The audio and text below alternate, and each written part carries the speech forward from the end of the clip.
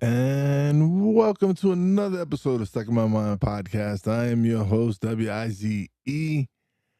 And today my guest is Fractional CSO, a best-selling author of the How to Build Sustainability into Your Business Strategy. He works with leadership teams facing increasing ESG pressure from customers, lenders, and regulators, helping them embed sustainability into core strategy into a practical board-ready.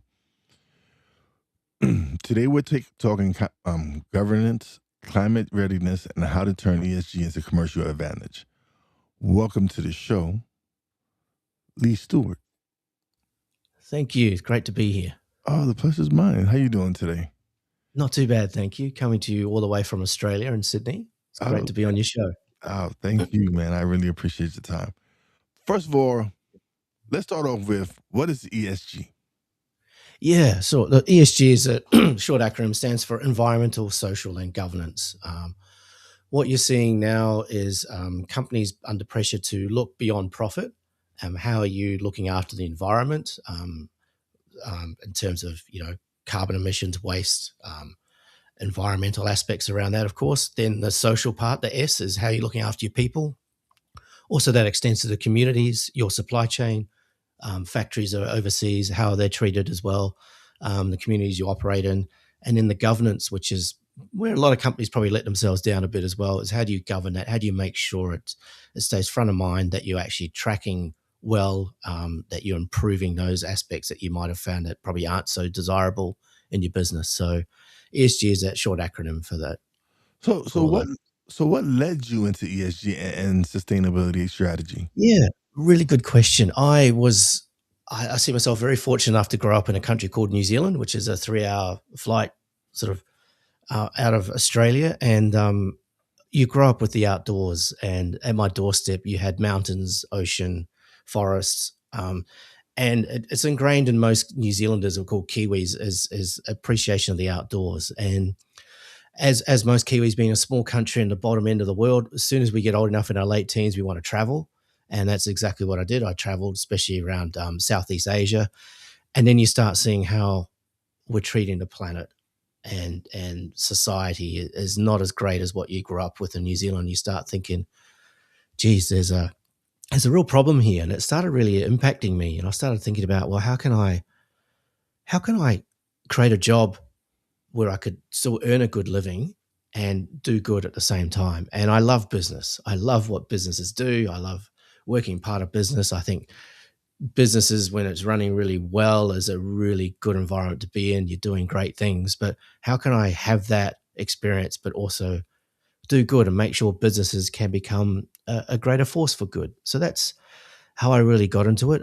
There was no structured university courses or anything I could do back then. There's a lot now, and I really love the opportunities people have now to learn about that. So I really just started trying to invent the roles in the companies I was working in, and created startups and so forth, and then got embedded into large corporates for a good part of 2 decades, where I really learned a lot. Okay.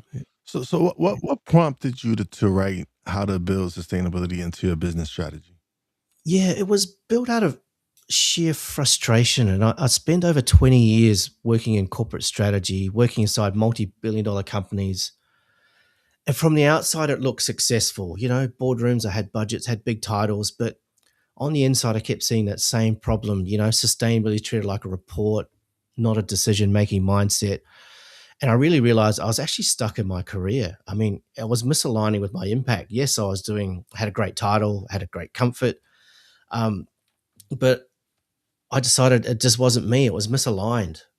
So I walked away from that executive path to build my business ESG strategy, and to take that time out to write that book. And the book is really about focusing on embedding sustainability as a core business strategy, not as a compliance, but as leadership. And the shift for me doing that wasn't professional, it was more personal. For me to write the book, I had to let go of my identity in the corporate world, the certainty and the status you have, and to step more into purpose. And that was extremely scary. I've got 3 young children, but the writing the book really crystallized my thinking over 2 decades as to make it as simple as possible for people in businesses to pick it up, read it in 3 or 4 hours, and then start asking questions and making a difference straight away, not getting a committee together and deciding where should we go, and 3 months later you might decide on doing something. Designed for action, and get on with it and get things done, because I see so many companies get paralyzed by the subject matter, and when they can just take a walk around the factory floor and decide they can make some changes that day and start improving. Yeah, absolutely. Yeah. Yeah. So, I'm sorry, but what are leaders consistently getting wrong about ESGs? Yeah, they're treating it like a compliance issue, and a lot of that is compliance. But I try and work with companies to look beyond compliance, because and there's a lot of argument and a lot of politics around diversity, inclusion, and all that other stuff. And is it all greenwashing and hoopla? It's not core to the business, but I challenge that mindset, because the way compliance is designed is to create better, more resilient businesses. Those companies I work with that embrace the compliance as an opportunity get a competitive advantage. Now, what I'm talking about is when I align a sustainability strategy to the customer, I can often help create more product lines, more offerings, more engagement with customers, and ultimately more profitability. All right. And the easiest thing to do is, if you're a large energy user, look at energy efficiency. There's a dollar amount saved to that. And I would question most companies that are large energy users don't pursue energy efficiency more effectively. The byproduct of that is probably less carbon emissions generally, and a better business. And that's part of ESG. That is a bottom line issue. Those that come at it from a begrudgingly, we've got to do this bit of compliance, what's the bare minimum we can do, miss out on those opportunities. And generally, they're clients that I really don't like working for. Over time, you don't get the best out of external people coming to help, and you definitely don't get the best out of your team. Where I've seen it done well is people talk proudly about the company they work for. My company's doing these great things. It's helping this community. It's helping a graduate program for underprivileged minorities. It's helping reduce the pollution. It's helping make cleaner air.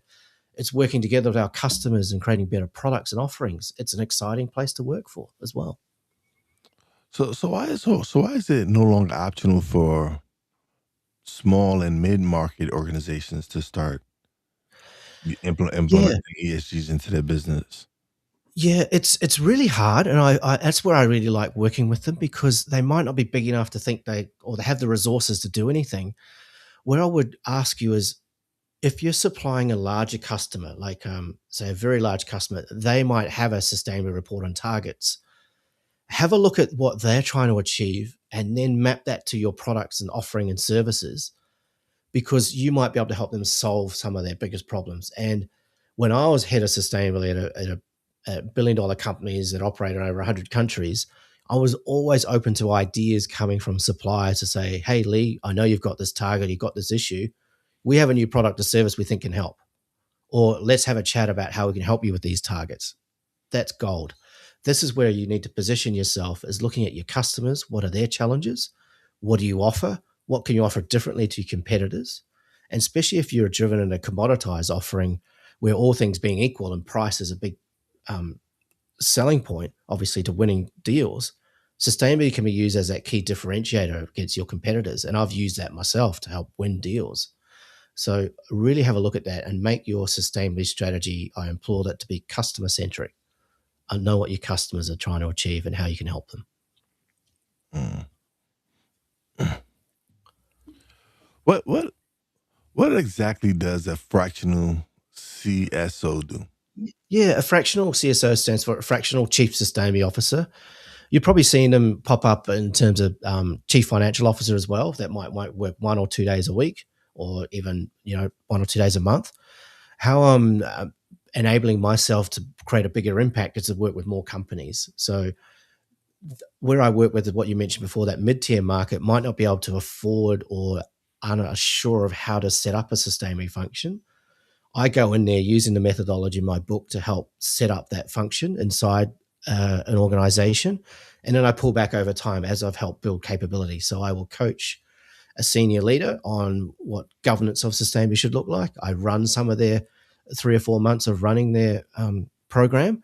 And then I hopefully mentor someone to take that over with probably project management skills or communication skills who's got enthusiasm to do that.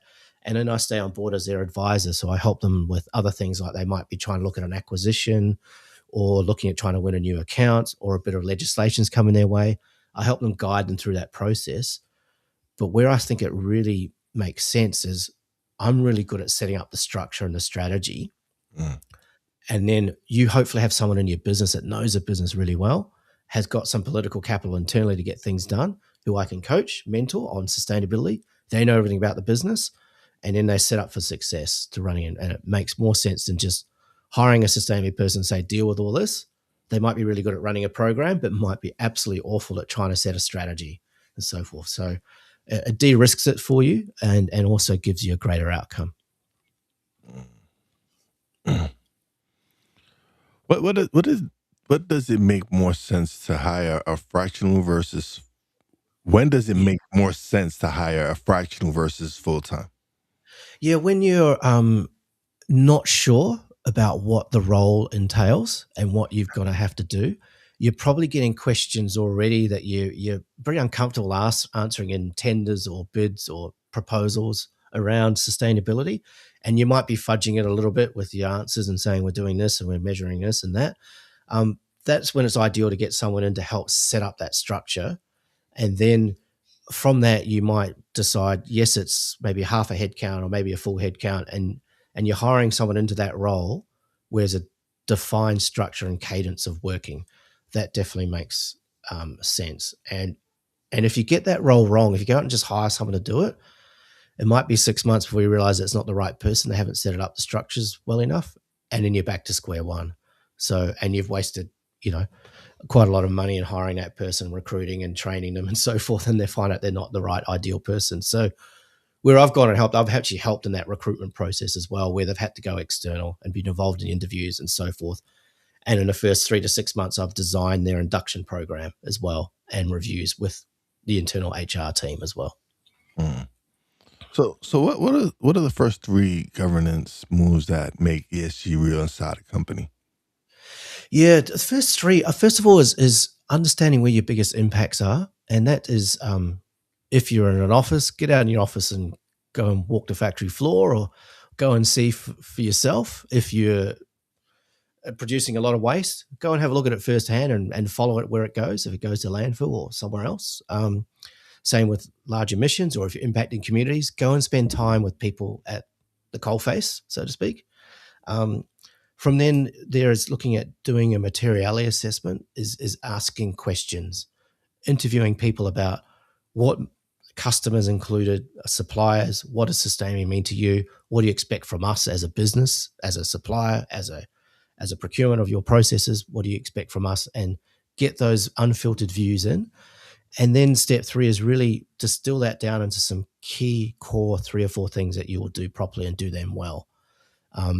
And have metrics around it, measurements, whether it's reducing carbon emissions, you have your carbon footprint, you have an idea of you may need to transition out of fossil fuels to renewable energy, or if you need to do something around community, you might want to understand what's the impact of the community. Is it negative or positive? How do we create that more positive over time? What are the actions we need to do every month, every quarter, and every year? And how do we report on all that? So those are the sort of the 3 key steps. Go out and see for yourself, start doing some measurements, and then start putting it together in that sort of overall structure of a governance program. Okay. Yeah. So what does a board ready ESG plan on the page look like? Yeah, really, I've seen a lot of them, and let's face it, when you're in front of the board, they've got limited capacity, limited time, and really might have so many questions that you go down to various rabbit holes and so forth. And so I mentioned, the topic is very political. What I do as a board ready strategy plan on a page is those 4 key things, or 3 or 4 key things you go after.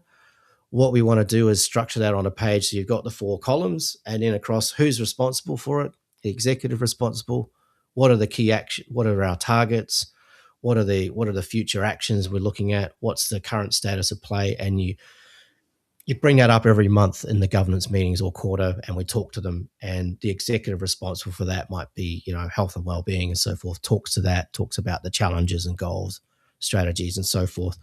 The executives in that team will delegate to their staff to make sure that information's done, but also they're responsible for reporting on the board against that particular area. So that's what I've seen that boards really want, and it resonates very well with them, a very simplification of it, but clear accountability, targets, and knowing what you're going after and how you measure that performance.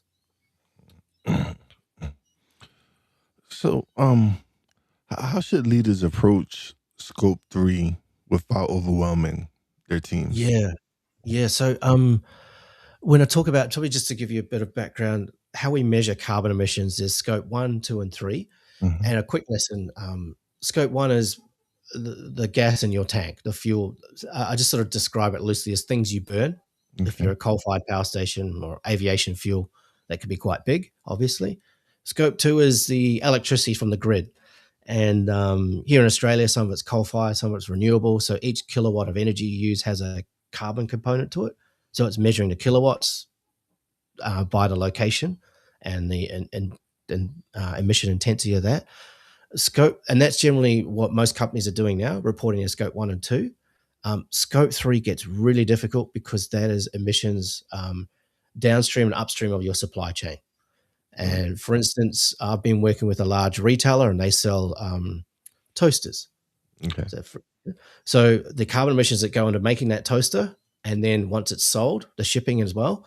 Once it's sold, that toaster will use this amount of electricity over a certain number of years. How much carbon emissions is that going to be? That's all your Scope 3, and it gets really hard to measure it. So what you need to start thinking about is your suppliers, your supply chain, how solid is that information? If you're selling a lot of one product and you're under pressure to reduce carbon emissions, you might need to talk to that supplier about what are you doing to reduce carbon emissions, or what's the total life cycle assessment of your product, because we're reselling it and we want to know, can it be recycled at end of life to reduce carbon emissions and waste, or can you do something in your production to reduce emissions? So it's a really, really tricky thing, but it's something people are going to need to get their heads around as we look to reduce emissions across your supply chain. So what does this climate reporting readiness look like in practical terms? Yeah, so what we're seeing here in Australia and even the states of California, Europe as well, New Zealand, even parts of Asia, countries are adopting this framework of reporting your climate risks and opportunities and climate-related disclosures. And here in Australia, it's mandated now for certain size of companies that with your financial report, you also need to report on what how you've gone about identifying your climate risks and opportunities and your Scope 1 and 2 emissions. And then over time, you need to have that verified with the same rigor as your financials. So what we're seeing now is companies are now looking inwardly first, understanding their risks, opportunities, carbon emissions, but are forced to actually look across their supply chain, which leads to your earlier question around Scope 3 emissions, where I'm working with some clients now who have been asked difficult questions about where does your product come from, what happens into life, what's the embodied carbon in that, how can we reduce that, because they're making calls on their future suppliers that can help them hit their targets. So it sort of flows downhill that way. So what we're seeing, especially around climate reporting, is boards are needed to get up to speed very quickly on understanding what climate risks operate in their business. And we're talking about what happens when global heating gets to more than 2 or 3 degrees, how that's going to impact supply chains and so forth. And where this really gets interesting is the agriculture sector, where if you're a fast fashion, cotton in the Middle East, middle area of Asia might not be able to be grown in 20 years' time because there's no water. These are certain things that cause you might not be able to. I've worked in things like agriculture, milk production might not be able to happen because it's too hot and the cows can't produce enough milk. What does that impact on the longevity of a factory you're going to build that's destined to last for 50 years of processing milk? These are sort of really interesting questions that force the boards and executives to think long term and think outside of the box that they're used to. So it takes a bit of mental capacity too. So how do you build the ESG into strategy without slowing growth? Yeah, really interesting question. And you do it alongside, you don't stop the business straight away. You look at the quick wins. And this is where I think of what I talked earlier about. If you're a large energy user, I think you can save energy. Energy efficiency can normally pay for itself. There are other things where you definitely don't want to slow growth, is looking at your sales and how can sustainability positively impact sales. And that's looking at your, maybe if you've got 50 clients, trying to do analysis, which top 5 care most about this, and maybe have a conversation with them. That can help you with the internal business case. Yes, we might need to invest in these areas around ESG, but these top 5 clients value that. And maybe we might be able to charge a premium for them, or at least they will want to stay with us longer because we have this program in place. So definitely don't stop everything overnight to do ESG. There's a lot of things you can do while keeping the systems going, for sure. Mm. So how can climate risk become commercial advantage? Yeah, definitely. It makes better decision making, for sure.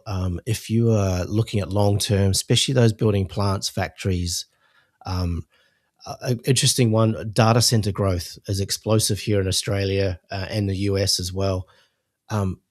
They need lots of energy and water to cooling and stuff. If you're going to build a data center that's going to last 50 years, you want to build it in a place that's got secure access to a lot of energy, ideally secure pipeline for renewable energy and access to water. But you also want to make sure that you're not taking water from the community, because if the community needs to decide, if the government needs to decide, am I going to provide drinking water for my people, or I'm going to let this data center operate, you're going to probably choose your people over the data center, quite rightfully. So the data centers need to be part of that solution around water conservation, or making sure water can be used, or looking to change how they process or cool their data centers as well, or be actively involved in development of renewable energy like most of them are now too. So these are things that can become a competitive advantage for you, making better decisions.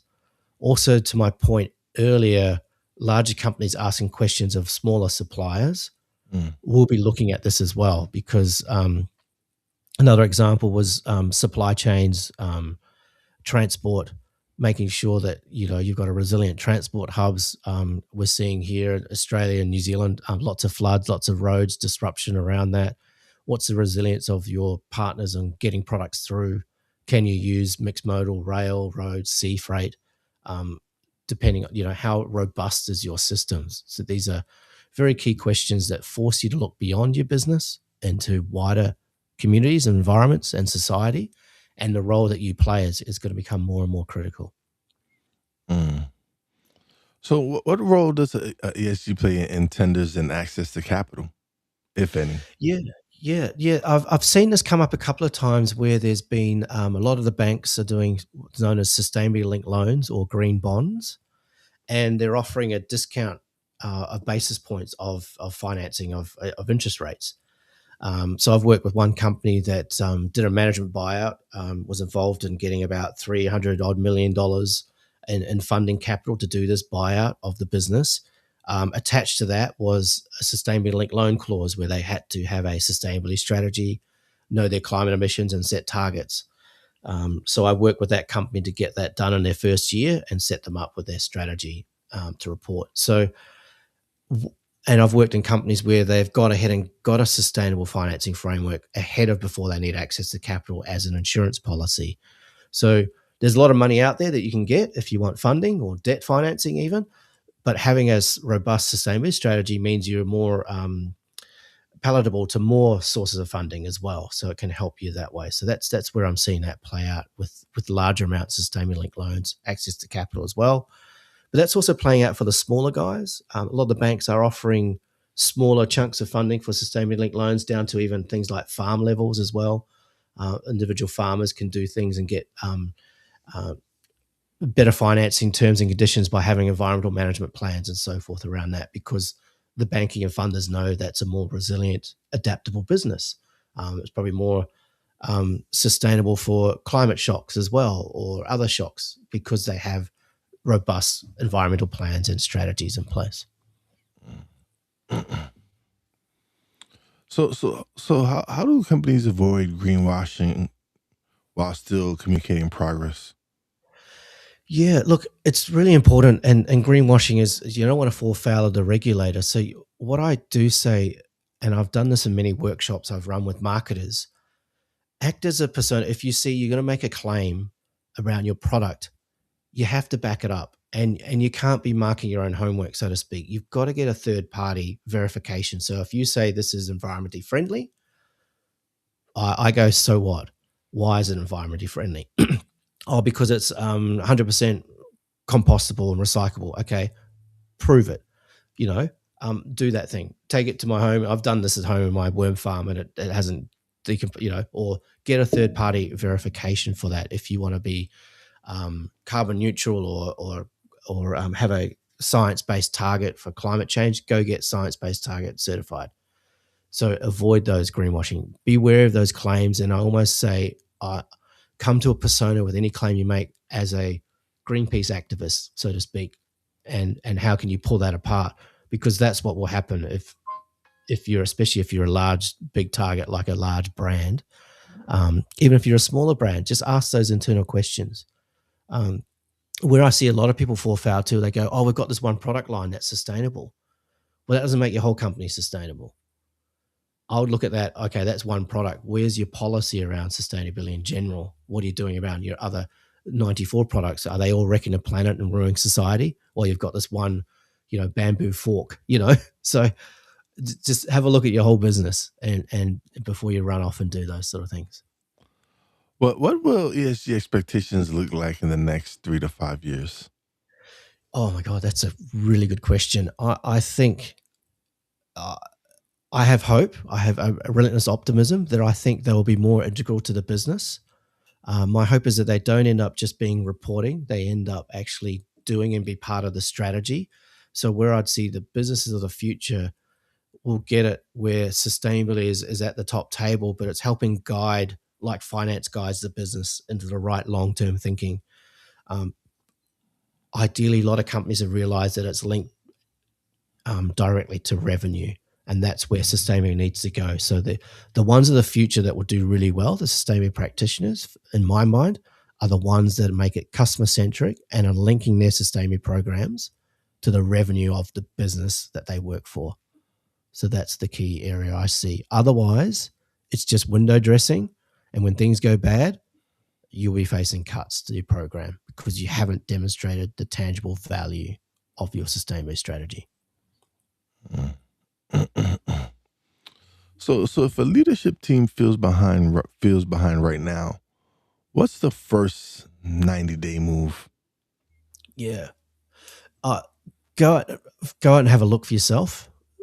Walk the factory floor, ask questions, do some research around what is your biggest impacts and go and see them for yourself. I'll do that in the first 30 days, depending on how large your company is.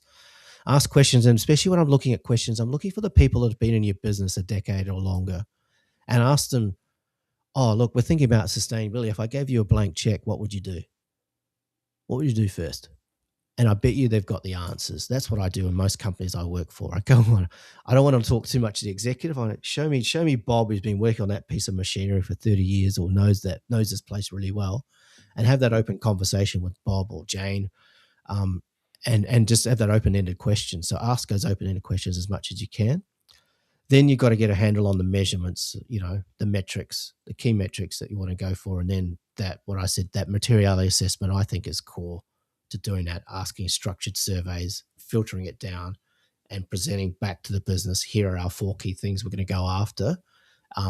If I see companies do any more than 5, 6, 12, 15, I just call BS on it, because they're never going to get them all done, right? You've got to be focused and know what your customers want from you. So that'll be what I'd do in the first 90 days. Awesome. And this has been amazing. Yeah. But we've come to the part of the show where you get the spotlight and you get to plug away, let everybody know where they can find you, websites, everything. Yeah. Oh, thank you. Look, well, here's my book here. It's on Amazon. It's how to build sustainability into your business strategy. You can find it on Amazon. Author name is Lee Stewart. My website is esgstrategy.com.au. And on the website, if you want to have a chat to me, you can book in a free chat, 20-minute chat. Even if you just want to discuss things about the book or any ideas you have around sustainability, I'm just here to help. Hopefully I can help you out there. But look, the book on Amazon's only $5 off an ebook. It's well worth a read. It's got some really pro tips in there, a step-by-step walkthrough of what you can do.